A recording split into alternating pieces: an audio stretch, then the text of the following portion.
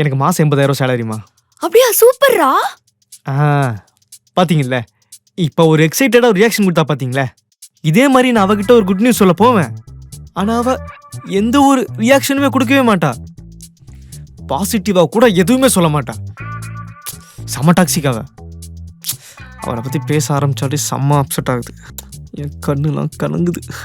Tissue tissue. Thank you. சாரிடா. நீ okay இல்லை?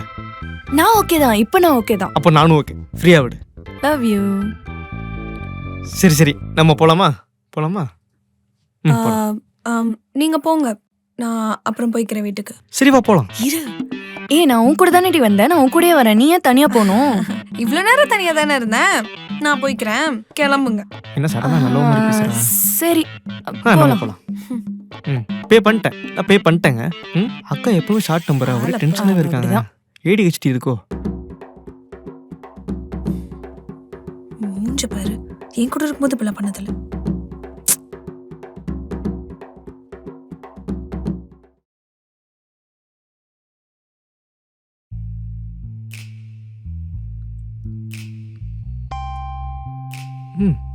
ஏறவா? பர்ஸ் மறந்துட்டேன் நினைச்சேன். சாரிடா. எடுத்துட்டு வரேன்.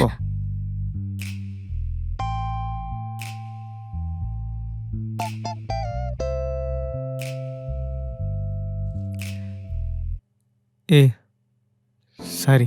எனக்கு ஃபர்ஸ்ட் அவள் தங்கச்சின்னு எனக்கு தெரியவே தெரியாது. அதுவும் இல்லாமல் அவள் திடீர்னு கேட்டதுனால எனக்கு என்ன சொல்கிறேன்னு தெரியல. அதான் அப்படி சொல்லிட்டேன்.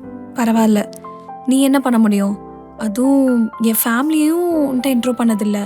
அப்புறம் எப்படி உனக்கு தெரியும்? உன்னை அவன் ரொம்ப லவ் பண்ணுறா. நல்லா பார்த்துக்கோ. இது வண்டி மாடல் நல்லா இருக்கு. போலாமா? போலாமா? வரேன்டி. அம்மா கிட்ட மட்டும் கொஞ்சம் சமாளிச்சுக்கோயேன். சரி, நான் பார்த்துக்கிறேன். நீ போ. தேங்க்யூ. பாய். போலாம். பாய் அண்ணி.